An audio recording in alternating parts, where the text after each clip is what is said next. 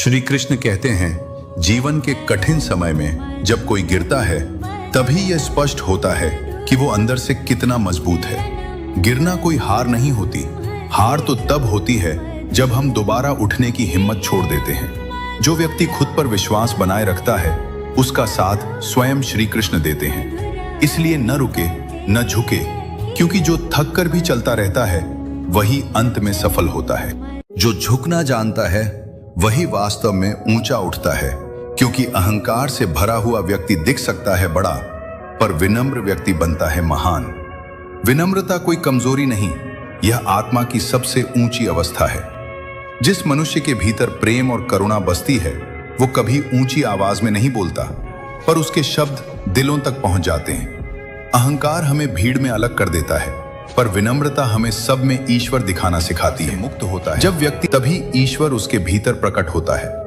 विनम्रता वही कला है जिससे बिना बोले भी आत्मा बोलती है और सामने वाला झुकने के लिए मजबूर हो जाता है।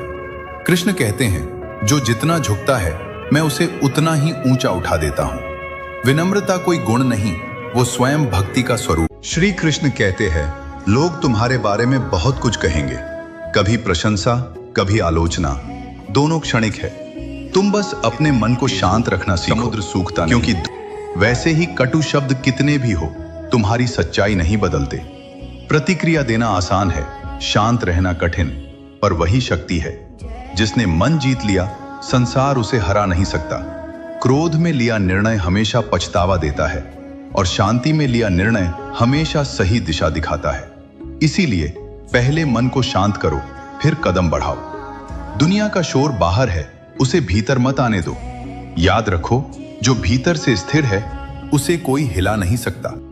श्री कृष्ण कहते हैं, सबसे खतरनाक शत्रु वो होता है जो मित्र बनकर पास बैठता है। उसके शब्द मीठे हो सकते हैं लेकिन इरादे विषैले होते हैं। वो सामने से नहीं पीठ पीछे वार करता है। ऐसे लोगों को पहचानने के लिए मन की आंखें खोलो। दूरी बनाना ही सुरक्षित उपाय है। सभी को राधे राधे। किसी ने श्री कृष्ण से पूछा, आपके सबसे नजदीक कौन है?